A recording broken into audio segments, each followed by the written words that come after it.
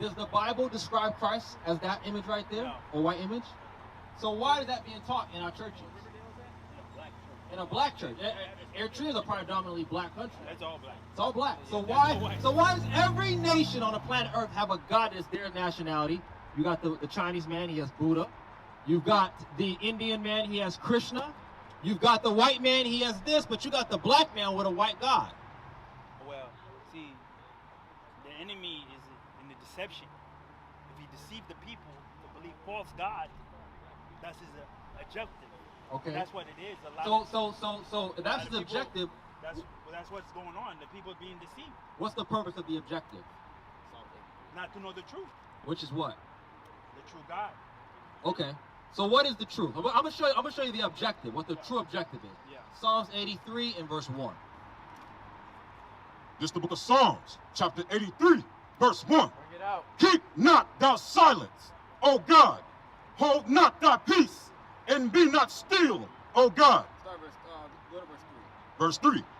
They have taken crafty counsel against thy people. 3. So God is talking about the other nations. He's saying they have taken crafty counsel against his people. What is the crafty counsel? Read.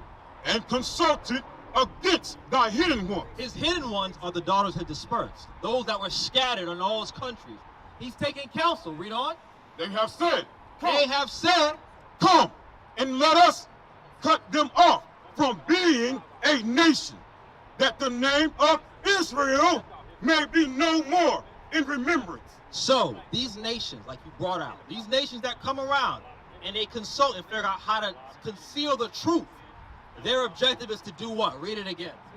They have said, come and let us cut them off from being a nation. So their objective is to cut us off from being a nation. Read on. That the name of Israel may be no more in remembrance. So what is the actual name of the nation that they're trying to cut off? Israel. Israel. That is the name. Because we call ourselves Ethiopian, we call ourselves Eritrean, we call ourselves African American, Black, Hispanic, Spanish, Native American. We call ourselves everything but the Israelites. That's what their objective is, to conceal the truth that you're the children of Israel. All right? Read on. For they have consulted together with one consent. They've come together with one consent. Now it's about to tell you who the they is. Who is this they that keeps talking about where they're concealing the truth? Read.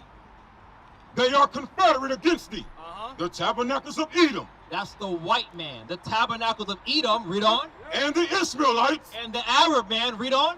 of Moab And the Chinese man. and the Hagarenes, And the African man. Gabal African. and Ammon Japanese. and Amalek. The so-called Jewish man that you see in the land of Israel today. They're also a part of that plan. So all these nations are coming together. If you notice, none of them there are our people. They're all these different nations. They're all coming to conceal your nationality from you, Dan. They want to keep you from knowing that you are an Israelite. Go to Revelations 2 and 9. We're talking about Amalek. So let me ask you, Dan, the people that you see in Israel today, how do they primarily look? White, right? And Arab. Palestinian, what they say, So we have so-called our Jews. Eritrean brothers there. They're You being do. tortured. They're being tortured. They're being put through genocide. Yeah. They're being kicked out the country. A lot of them are going. We actually just went over that last week. And they're sterilizing. Yes, they're sterilizing them. They're giving them birth control. Yeah, they're torturing. They're torturing them.